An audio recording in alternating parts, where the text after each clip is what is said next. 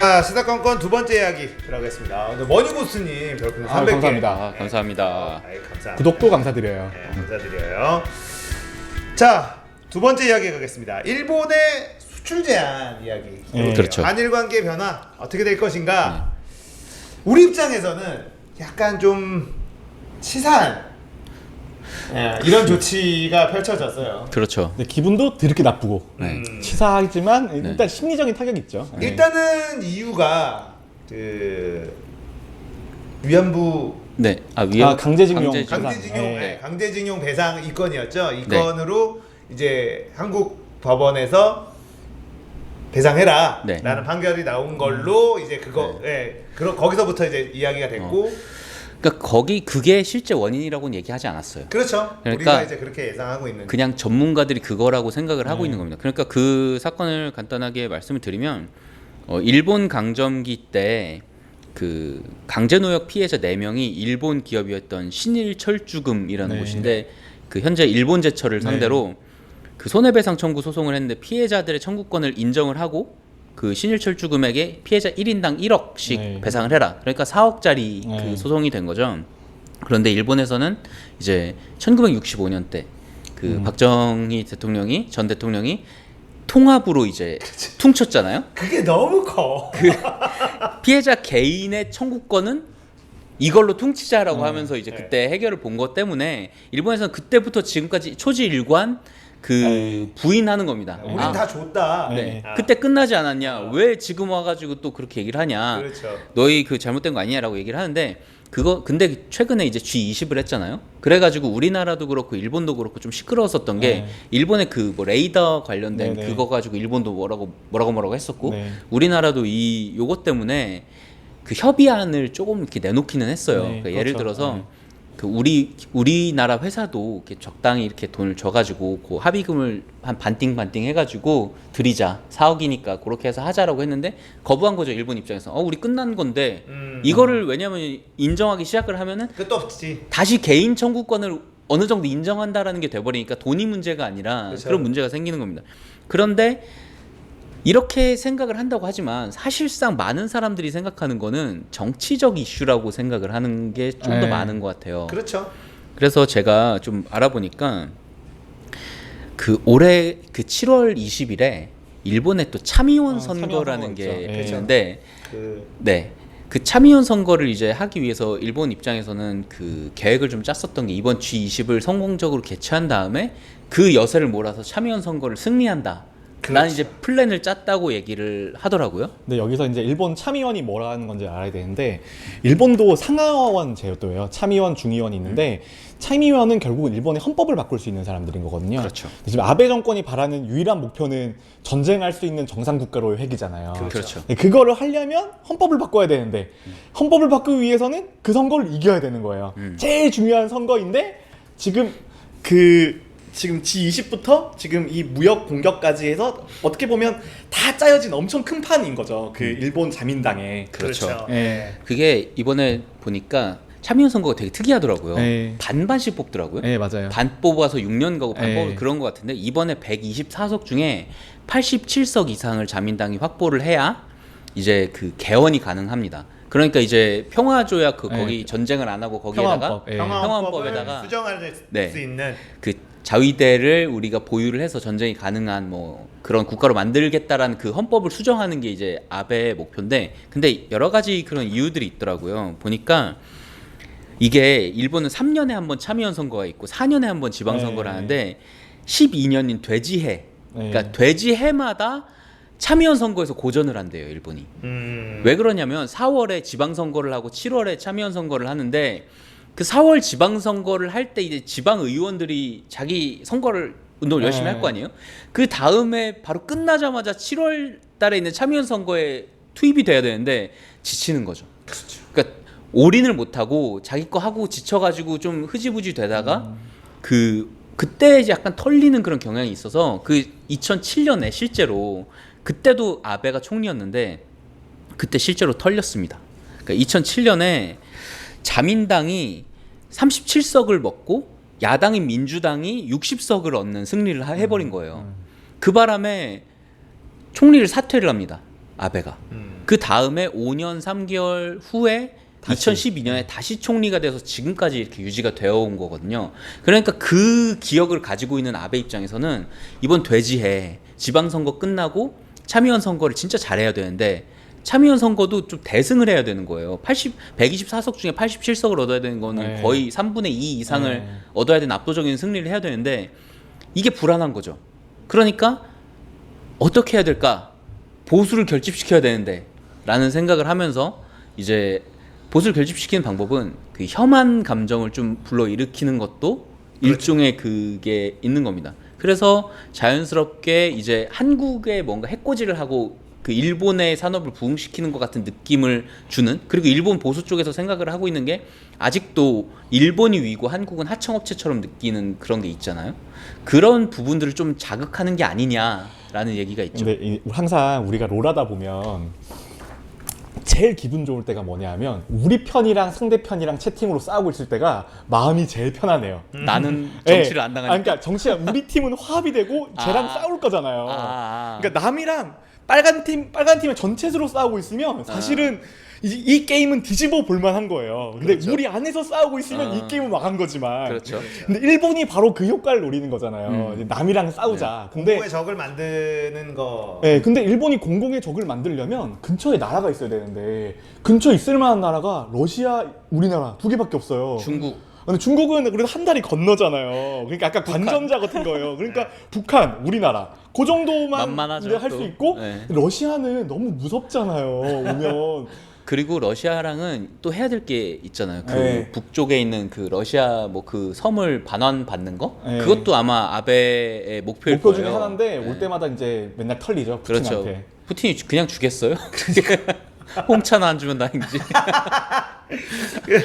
그래서 이번 건이 일본 내에서도 지금 굉장히 반대 기류가 굉장히 네. 심한 게 탈일본의, 그러니까 한국이 지금 반도체 만드는 핵심 소재 중에 일본에서 많은 부분을 수입하는 부분이 있는데 이게 일본에서 나오는 게 순도가 굉장히 높고 품질이 좋기 때문에 일본 거를 주로 수입을 해서 쓴다 그래요. 네. 근데 얘네들이 이렇게 이미 벌써 한국은 준비를 어느 정도 하고 있었고 국내 기술로 이 자체 이런 것들을 지금 이 맡고 있었던 것들을 국내 기술로 하려는 정부에서도 돈을 투자를 해서라도 이런 일들이 반복되면 또 휘청휘청하면 안 되기 때문에 탈일본을 할 수 있다. 이게 한국이 못해서 안 하는 게 아니라 이걸 안 건드리는 게 이익이니까 그냥 수입해서 쓰는 거지. 만약에 정부에서 이런 일들이 반복되지 않게 기본 소재 산업도 우리가 뭔가 육성을 하겠다라고 마음먹고 한다 그러면 불가능한 영역이 아니, 시간이 좀 걸리겠지만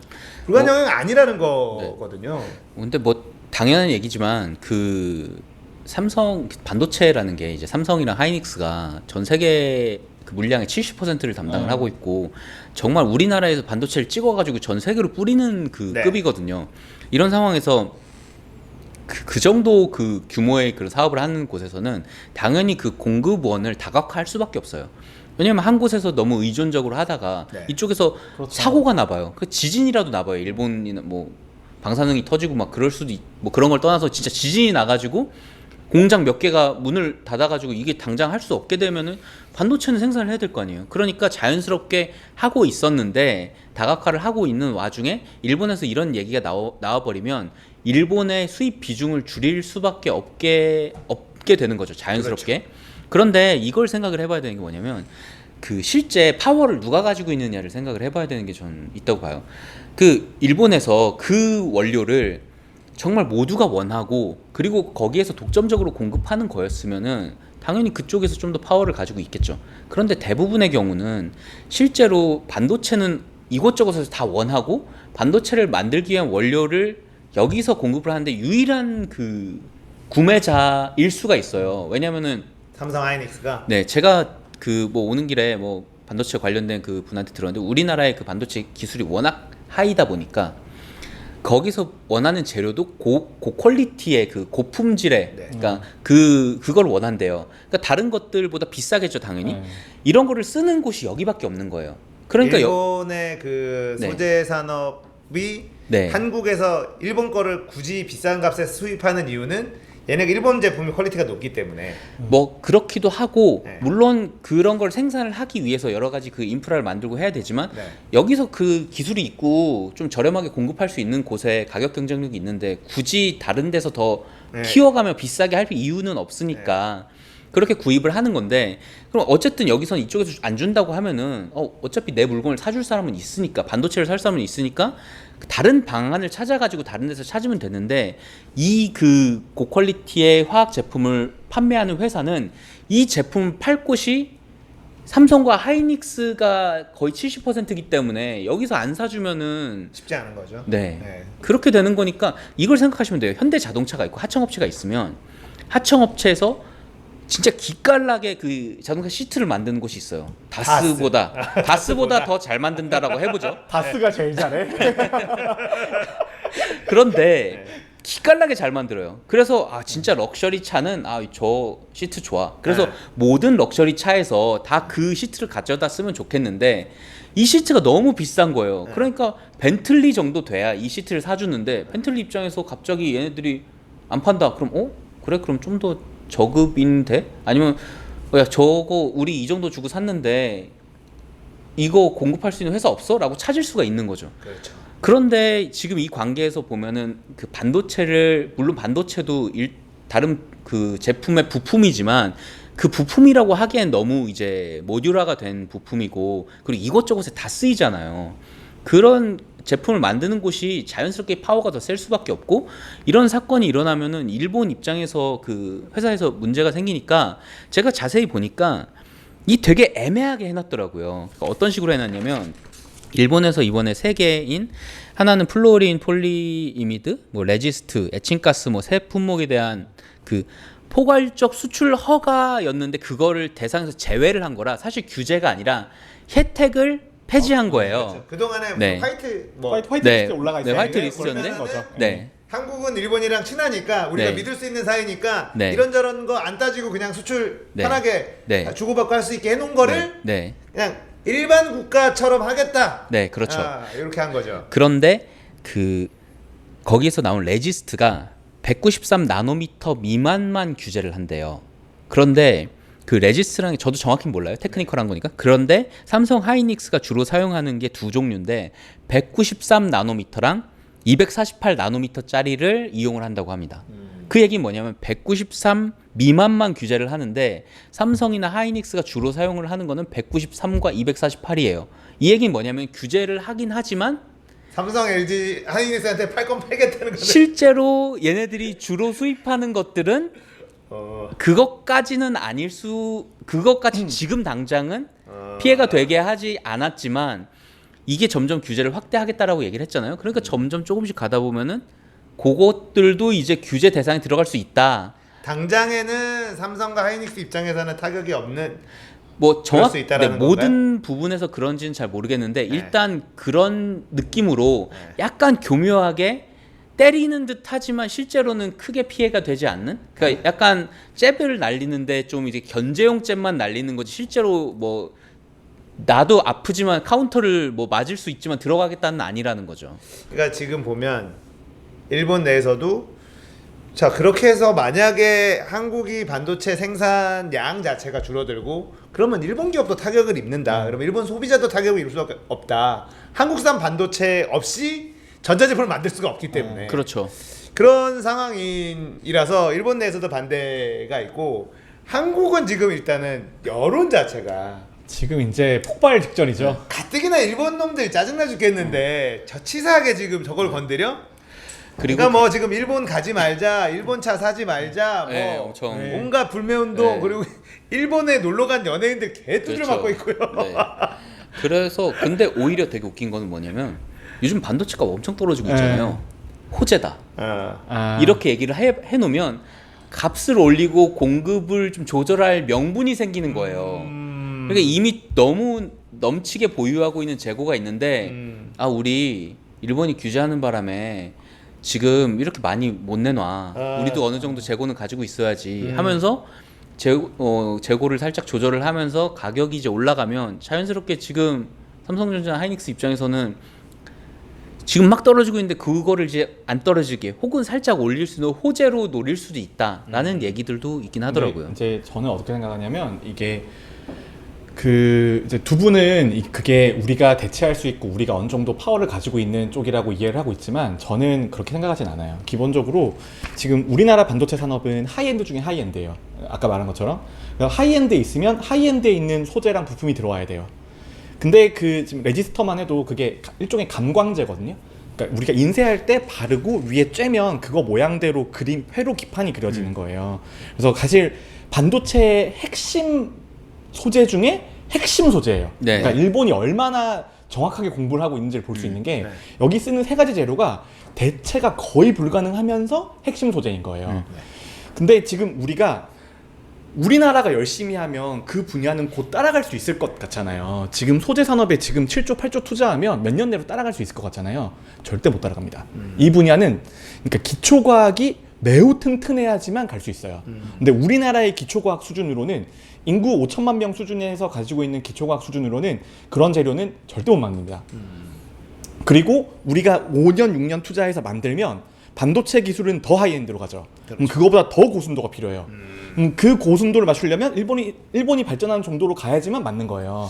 중국이 이제 반도체 굴기 하는 거랑 비슷한 거라고 보면 근데 되겠네요. 반도체 쪽은 정말 하이엔드 중에 하이엔드라서 네. 중국이 따라와도 그 사이 우리나라가 벌려오는 그렇죠. 그게 그 이재용 부회장이 말하는 초격차잖아요. 네. 초격차 이론인데 결국은 잘 지내야 돼요. 기본적으로.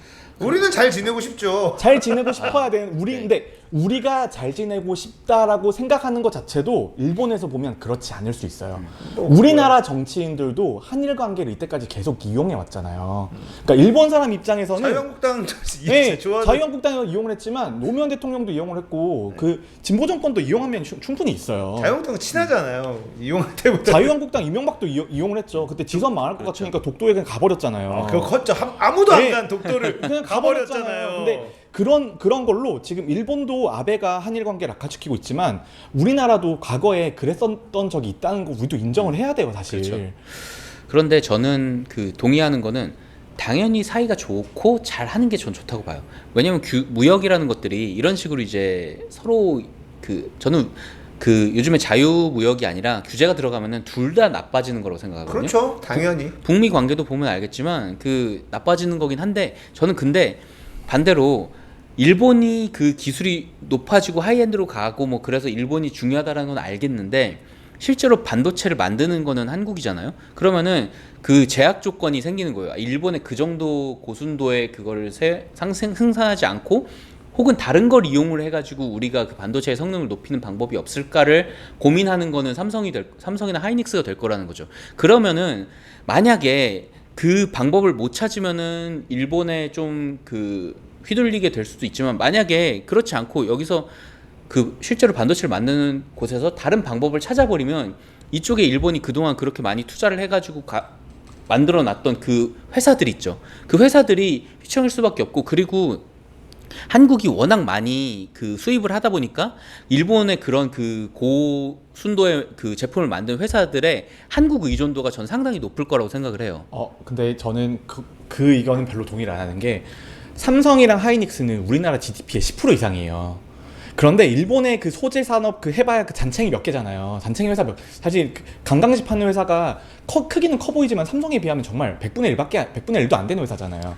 그 잔챙이 회사로 이걸 컨트롤할 수 있으면 사실 굉장히 남는 장사. 그래서 지금 그 하나의 부품에서의 어디가 우위냐 그 아래냐를 따지는 거는 본질을 보는 게 아니에요. 근데 저는 경제적으로 생각을 해보면 삼성이 진짜 이 회사 때문에 못 살겠다 싶으면은 그 회사를 사버리면 돼요. 그렇죠. 근데 그거는 굉장히 지엽적인 이야기라니까요. 근데 그게 지엽적이라고 하기에는 이 회사가 아니면은 삼성이 10%가 흔들린다라고 보는 것 자체가 저는 더 이제 아니에요. 근데 완전히 흔들릴 수 있는 게 지금 당장 관광지 안 판다고 치면 반도체 라인 올스톱이에요. 진짜 완전 올스톱이에요. 근데 일본에서만 살 수 있는 게 아니라니까. 아니요. 근데 그건 일본에서만 살 수 있어요. 제가 알기로는 그 정도 순도의 그러니까 결국은 반도체는 다 수율 문제예요. 그렇죠. 수율 문제인 게 그 밑에 걸 쓰면 지금 그 생산성이 안 나와서 만약에 도시바나 아니면 다른 반도체 회사에 그걸 공급해요. 그러면 가격 경쟁력이 바로 역전이에요. 그 정도의 전략적인 가치를 가진 거라니까요. 그렇긴 한데 이미 그 정도의 그런 거를 해가지고 세계의 수요를 맞추기 위해서는 반도체라는 그 공장을 만들어야 되잖아요. 반도체 생산 공장 자체가 사실 그 물량 싸움으로 삼성이 다른 모든 반도체 회사들을 다 눌러버린 그렇죠. 거잖아요. 그러면 근데 삼성이 생산을 못 한다니까? 근데 삼성이 생산을 못 하는데 일본에서 그거를 따라잡기 위해서는 일본에서 그만한 그 공장들을 그 규모를 넓혀야 되는데 이게 전형적인 규모의 경제 입장에서 봤을 때 한국에 그거를 우리가 공급을 안 함으로써 다 먹을 수 있다라는 생각을 할 수 있을까 싶은 그런 의미가 거죠. 아니고 받는 타격의 정도가 엄청나게 다르다는 거예요. 그렇죠. 타격의 정도는 그러니까 크지만 아마도 만약 지금 일본도 이거를 니네 한국한테 안 팔겠다는 아니란 말이에요. 왜냐면 그렇죠. 그렇다고 해서 지금 감정적으로 아베가 자기 지지율과 자기 선거 때문에 그 산업을 완전 초토화시킬 수는 없어요. 얘네들도 한국에 안 팔면 그 회사 입장에서 정부가 네가 뭔데 우리한테 왜 팔라 말라요? 우리는 팔 건데 우리 먹고 살아야 되는데. 그렇죠. 그러니까 약간 좀 까다롭게 하겠다 이 정도로 정책을 가는 건데 결국은 둘 다 필요하죠. 삼성에서도 그 회사가 필요하고 이 회사도 삼성 하이닉스가 필요한 거예요. 그럼요. 근데 만약에 일본에서 우리 진짜 못 팔겠다라고 하면 수요를 포기하고 가격이 올라가는 거예요. 그렇게 되겠죠. 만약에 안 한다고 하면 근데 결국은 어떤 거냐면 지금 싸우면 우리가 져요. 그러니까 결국 장기적으로 싸우면 우리가 질 수밖에 없는 싸움인 게 결국 우리가 일본이랑 우리나라의 그게 국력 차이인 거예요. 순수하게 우리가 일본은 우리의 약점을 찾을 수가 있어요. 근데 그런 만한 지점을 우리나라가 지금 찾을 수 있냐? 저는 그 생각에는 동의 못하는 게 만약 그렇게 되면 한국산 반도체 없이 돌아갈 수 있는 전 세계가 그러니까 일본이 시작한 그 소재 산업으로 한국한테 뭔가 때리면 전 세계 전자제품 자체가 휘청거릴 텐데요. 아니 근데 일본 산업에서 지금 반도체가 반드시 필요한 영역이 남아있는 데가 몇 군데 없어요 이제. 근데 저는 그건 아니죠. 모든 전자제품에 들어갈 아니 텐데. 모든 전자제품에 램이 다 들어가진 않아요. 반도체가 다 들어가진 않고 그 반도체랑 디스플레이거든요. 디스플레이는 중요한데 근데 우리나라 디스플레이랑 반도체가 지금 사실상 보면 반독점처럼 보이지만 그렇게 생산 차질이 생기면 그 순간 다른 회사에서 들어올 수 있다니까요. 근데 그게 굉장히 위크 포인트예요. 근데 우리가 일본이 공격 들어왔을 때 우리가 대응할 수 있는 수단이 지금 없잖아요. 그게 문제인 거예요. 그런데 그러니까 그 타격이 크냐 마냐를 논할 지점이 아니라니까요. 근데 저는 이렇게 생각을 해요. 그 물건을 사는 사람과 파는 사람 입장이면 전 사는 사람이 항상 파워가 더 세다고 생각하거든요. 아니 근데 사는 사람은 1,000억짜리 가게를 하고 있고 파는 사람은 2억짜리 가게를 하고 있는데 2억짜리 가게를 국가에서 그냥 매물로 내서 1,000억짜리를 손해줄 수 있으면 국가 간의 관계에서는 그쪽이 훨씬 이득인 거죠. 그러니까 그 국가 간의 관계에서 1,000억을 2억을 얘네들 희생시켜서 1,000억을 때리겠다라는 그런 거를 하겠다는 거잖아요. 그러니까요. 그러면 이 1,000억이라는 사람은 이 2억이라는 회사에 좌지우지 되지 않기 위해서 당연히 항상 그 다각화 그렇죠. 근데 노력을 이게 한다니까. 장기적인 게 아니고 단기적인 문제니까 단기적으로 기분 나쁘게 하고 우리한테 협상을 위한 수단으로 쓰는 거잖아요. 그러니까 일단은 치졸한 보복인 거죠. 처음에 강제징용 그 배상이 나왔을 그렇죠. 때부터 그리고 아마 얘기가 나온 게 준비는 하고 있었다. 그리고 김상조 이제 경제 정책실장인가요? 김상조 정책실장이죠. 네, 정책실장이 가장 아픈 순서대로 세 가지를 때렸다. 그렇죠. 이렇게 얘기를 네. 했어요. 지금 네. 영화신문 얘기하신 네. 것처럼 가장 아픈 부분이고 준비는 하고 있었지만 재고를 어느 정도 3개월 정도의 재고는 확보해 놓은 상황이지만 얘기한 것처럼 대안이 지금 뾰족하게 있는 건 아닌 것 같아요. 맞아요. 그리고 저는 그 우리나라 정부에서 얘기를 하는 좀 희망적으로 얘기를 하는 거는 좀 그거는 사실 그렇게 크게 신뢰하진 않아요. 그러니까 얘기를 한 것처럼 대책 가능하다 이런 것도 저는 크게 신뢰를 하지 않고 네. 뭐 그래서 그런 부분에서는 영희신봉님의 말씀에 동의를 하지만 저는 기본적으로 그 구매자와 판매자의 관계는 구매자의 파워가 더 세다라고 생각을 해요. 그래서 만약에 그 우리나라의 그 반도체라는 게 정말 만약에 애플에서만 샀었다라고 애플의 거의 수요가 80% 이상이었다라고 하면은 우리나라는 정말 애플에 의존하는 그런 나라였겠죠. 네. 그런데 그런 게 아니라 반도체나 그런 것들이 이제 이미 정말 그 모든 회사에서 이제 빼놓을 수 없는 그런 부품이고 디스플레이나 반도체 같은 게 그리고 거기에서 이제 여기서 이제 그거를 이제 부품을 이제 공급하는 곳에서 뭐 70, 80%를 공급을 한다고 하면은 그 사줄 사람이 있기 때문에 저는 이 회사에서는 이 회사가 아닌 다른 곳에서 어떻게 해서든 그 30% 되는 데를 쥐어짜든 아니면 수율을 좀 포기를 하고 약간 손해를 보든 간에 어떻게 해서든 해결을 하려고 할 거고, 그리고 차후적으로는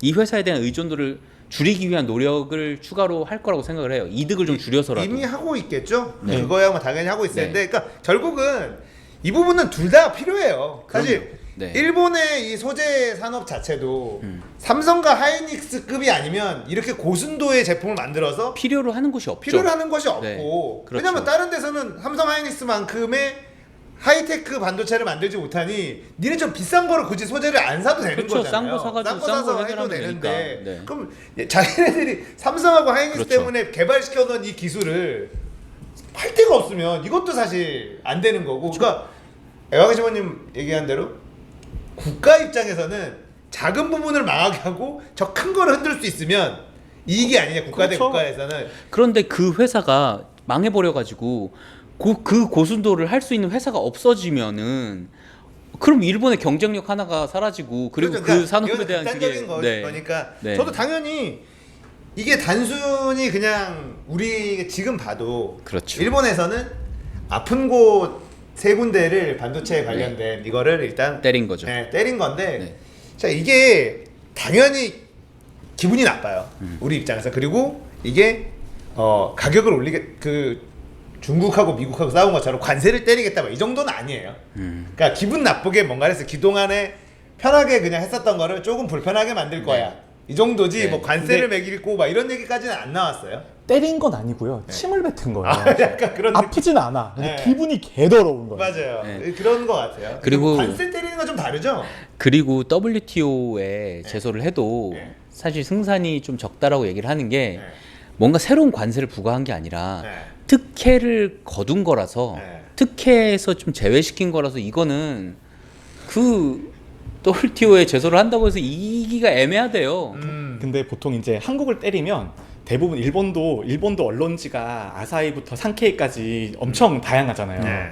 그러면 대부분은 산케이만 좋아하고 나머지는 이렇게 하는 거 이런 경우가 잘 없어요. 네. 그러니까 왜냐하면 한 중도까지는 항상 아베를 지지하는 그렇죠. 기사를 내거든요. 근데 이번에는 중도 언론지도 야 너 왜 그래? 네. 야 너 그러지 마. 약간 네. 그런 걸 보니까 일본 내에서도 확실히 뭔가 이게 문제가 있다는 건 인식을 한 것 같고, 그 이유가 G20에서 아베가 말한 게 뭐예요? 공정한 네. 자유무역. 네. 맞아요. 정치 문제를 무역에 끌고 오지 마라. 네. 그래놓고는 그거 끝나자마자 진짜, 자기가 바로 정치 해버려요. 문제를 네. 무역에 들어왔으니까 그렇죠. 그럼 이게 일본인으로서의 체면이 아니다.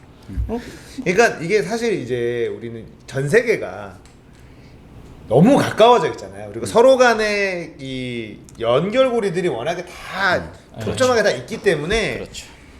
일본 언론에서 그런 우리나라 언론에서 일본 언론들을 이제 전달해 주는 걸 보면 한국 산업의 탈일본이 시작될 것이다. 네. 그러니까 그동안에는 일본이 잘 만드는 거, 한국이 잘 만드는 거에서 서로 간에 상생이 됐었는데, 아베가 이상한 시비를 거는 바람에 일본이 잘하고 있는 거를 한국이 쫓아오려고 하는 것 자체가 일본한테는 손해다. 이런 기사들을 이제 일본이 바꾸더라고요. 그런 트라우마가 있어요, 사실. 네.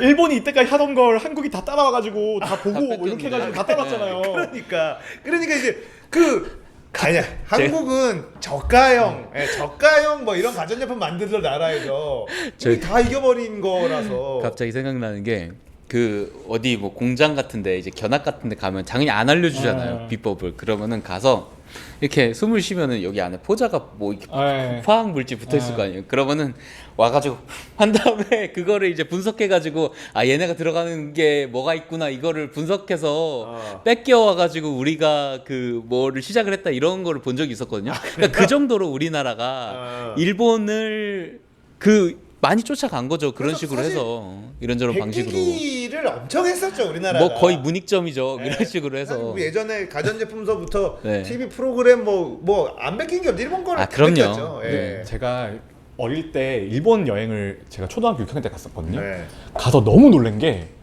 일본에 우리나라에 있는 모든 과자가 다 있는 거예요. 똑같죠.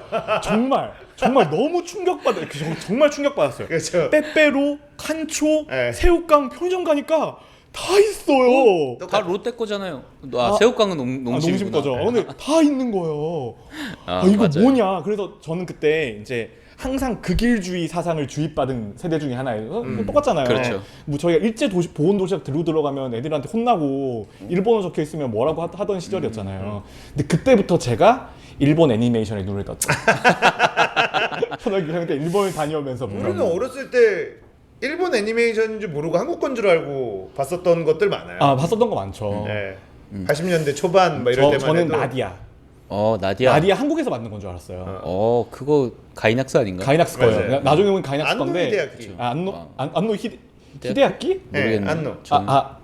걔잖아요. 예, 그렇죠, 그렇죠. 안노 히데야키 맞는데 히데야키 맞아요? 몰라요. 안노 히데야키. 제가 알기로는 디가 구구 어색해가지고. 뭐 그런 얘기. 그거 아닙니다. 그래요? 근데 덕후를 싫어하는 덕후죠. 에반게리온 그 감독이잖아요. 네, 에반게리온. 그 시작이 나디아예요. 아.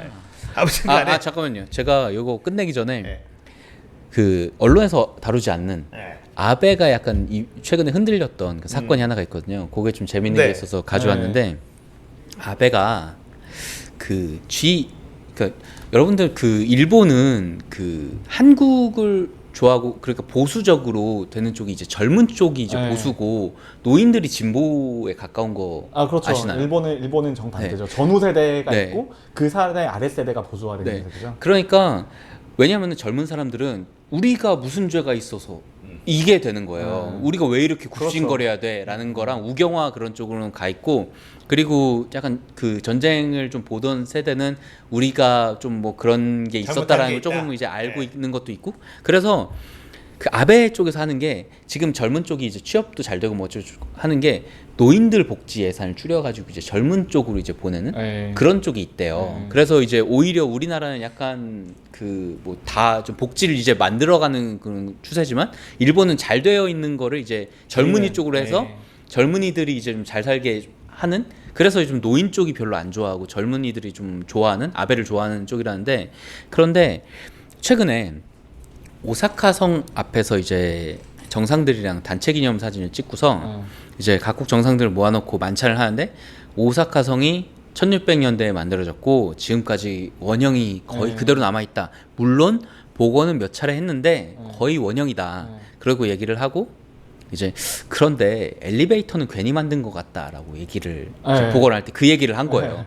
그러니까 이제 농담으로 이제 엘리베이터랑 이 오사카 성이랑 안 어울린다는 얘기를 했는데 그걸 보고 이제 일본의 노인들이랑 이제 장애인들이랑 인권 단체들이랑 난리가 난 거예요. 특히 그 우리 오체 불만족으로 오체는 불만족하지만 하나만큼은 확실하게 이제 챙기셨던 그 오토다케부터 시작을 해가지고 인권 단체, 장애인 단체, 야당 등이 즉각 반발을 시작을 한 겁니다. 그래서 그분들이 이제 거기다가 일본의 자부심 중 하나가 베리어 프리라는 거 아시죠? 그러니까 장애인들이 어디든 접근이 가능하고 어디든 잘 봐야 되고 뭐 이런 거를 잘 해놓고 그리고 노인들이 워낙 많다 보니까 노인들 배려가 워낙 잘 되어 있고 그런 흡연자들한테도 잘 돼 있는데 네, 뭐 그런 그 모든 베리어 프리인데 특히 그 최근에 문제가 좀 경론을 하고 있는 게 나고야 성의 천수각이라는 데를 지금 복원을 하려고 하는데 목조로 하느냐 철근 콘크리트로 하느냐를 싸우고 있대요. 그러니까 얘기가 뭐냐면 목조로 하자라는 건 오리지널은 당연히 나무 아니냐 목조로 해야지라고 하는 건데 반대로 이제 목조로 만들어 버리면은 이제 엘리베이터를 만들기 힘드니까 철근 콘크리트로 해가지고 이제 엘리베이터를 해야 이제 장애인들도 보러 오고 할 거 그렇죠. 아니냐. 노인들도 보러 가고 할 건데 그리고 이제 베리어 프리 사회 아니냐라는 것 때문에 이제 경론이 지금까지 이어져 오고 있는 상황에서 그 오사카 성 얘기, 엘리베이터 얘기를 꺼낸 거예요. 이제 아베가. 그 바람에 이제 정치적인 공격을 막 받고 있는 와중에 G20은 뭔가 애매해지고 하니까 이제 7월 20일 선거 전에 뭔가 그 강수가 필요하다라는 걸로 해서 들어오고 그리고 한 달쯤 지나고 나면은 좀 흐지부지하거나 아니면 한국에서 약간 뭔가 손 내미는 그런 거를 좀 해주면 그거 좀 잡아주고 하면서 이제 해결이 되지 않을까라는 생각이 저는 개인적으로는 저는 있습니다. 이 얘기를 들으니까 일본인 입장에서는 아베 약간 막말처럼 느껴진 거잖아요. 그렇죠. 오사카 성에 엘리베이터 안 올린다는데 네. 야, 저 저 정도 가지고 저렇게 경론이 펼쳐지면 왜냐면 우리나라의 황교안 자유한국당 대표는 대학 가서 자기 아들 구라치다가 뭐 이런 걸 그 지금 막말의 수준이 좀 차원이 좀 다르구나. 우리나라가 아직까지 더 수준이 좀 떨어지는구나 이런 생각이 좀 들었어. 그렇죠. 근데 그 이야기 들으니까 되게 일본 사람이 문화재 콘크리트 바르는 거에 대해서 우리나라보다는 더 편하게 생각하는구나라는 좀 생각이 든 게 익산의 미륵사지 9층 석탑 보면은 앞부분은 그 예전에는 석탑 원형이 유지가 돼 있었고 뒷부분은 일제시대에 콘크리트로 그냥 부어버렸잖아요. 맞아요. 부어서 붙여버렸잖아요. 근데 그걸 보고 사람들이 다 욕했단 말이에요. 문화재에 뭐 콘크리트를 붓냐. 근데 자기네들 고성에도 철근 콘크리트로 복원할 생각을 하는구나. 한국 사람이었으면 다 무조건 목조를 그렇죠. 했을 텐데. 한국은 다 원형을 유지하는 원형 살리는 거. 네. 그래서 광화문에 박정희가 쓴 글씨를 떼야 된다 아니다 뭐 하면서 그것까지도 나왔던 게 한국인들은 원형에 대한 역시 어떤 일본이 약간 집착이 좀 있고. 실용적인 게 좀 있어. 네. 네. 그리고 그래서 문제가 되는 게 뭐냐면 목조로 만들 수 있는데 그런 목조를 만들면 그 옆에다 철근 콘크리트로 된 엘리베이터를 만들어서 위에다 이렇게 위에 그렇죠. 실어주는 그거를 옆에다 만들 수도 있대요. 근데 그렇게 하면은 모양이 안 사람들이 이쁘니까. 그리고 그게 좀 어느 정도 작은 규모여야 되는데 큰 성이죠. 요 나고야성이나 뭐 그런 그 천수각이 약간 일본 성의 핵심 그 심장 같은 그런 거잖아요. 그래서 이제 말이 많다고 그러더라고요. 아, 오리지널리티를 살려야 된다. 그러니까 막 그런 성 말하는 거잖아요. 뭐 그 노부나가 뭐 이런 맞아요. 그런 시대에 되게 멋있는 화려한 성 안에 가장 크고 화려한 그 높은 그거. 네. 황금성 같은 거 그렇죠. 이런 거 있고. 그런 느낌 나는 거. 이 아베의 그런 이야기서부터 지금 이제 한국의 수출 제한이라는 것도 살짝 애매하긴 한데 수출 딴지 정도 수출할까 말까? 딴지 정도 해야 될까요? 그리고 사실 참의원 선거에서도 아베가 승리할 거는 거의 확실하다고 얘기를 한다고 그러더라고요. 워낙 요즘 지지율도 좋고 해서 근데 개헌선까지 가냐? 개헌선이 문제다. 그거까지 가냐? 네, 그 얘기입니다. 자, 아마도 요 영상에는 댓글이 아마 이런저런 난 모르겠다. 나는 욕 많이 먹을 것 같은데. 저는 무슨 말인지 잘 몰라가지고. 자, 2부 여기서 마무리하도록 하겠습니다. 저희는 잠시 쉬었다가 세 번째 으로 돌아올게요. 시사건건 함께하고 계십니다.